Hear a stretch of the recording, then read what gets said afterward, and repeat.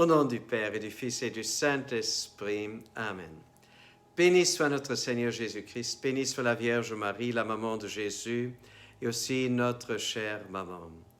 Un très bel évangile, chers frères et sœurs, lorsque Jésus et ses disciples, ils accostèrent, ils viennent à Génézareth, les gens le reconnurent, et ils parcoururent toute la région et se mirent à apporter les malades sur des brancards, là où on apprenait que Jésus se trouvait.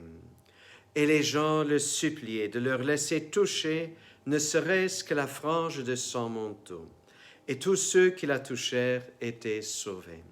Chers frères et sœurs, quelle foi! Quelle foi! Toucher la frange d'un habit, d'un manteau, et voilà la guérison. Alors, rappelons-nous cette femme qui souffrait des hémorragies. Et Jésus sentait comment cette femme, toute simple, malade depuis longtemps, elle l'a touchée avec une grande foi, avec une confiance inébranlable, de manière à ce que Jésus demande, mais qui est-ce qui m'a touché? Jésus se rend compte qui le touche. Cette femme l'a fait dans un grand respect et dans une grande confiance. Chers frères et sœurs, Jésus, il est parmi nous. Il traverse aussi nos régions. Il vient sur l'autel.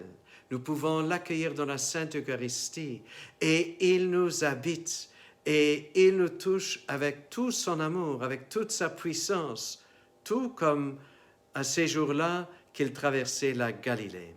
Un jour, quelqu'un m'a dit, « Monsieur l'abbé, lorsque je vous entends prêcher, on pourrait croire que vous avez le grand orteil du bon Dieu. » Alors j'ai dû sourire et je lui ai dit, « Écoutez, non, j'ai Jésus tout entier en moi et pas seulement une partie de son corps.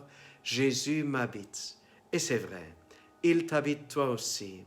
En l'accueillant dans la Sainte Eucharistie, tout pouvoir, lui donner le même pouvoir pour te guérir, pour te sauver.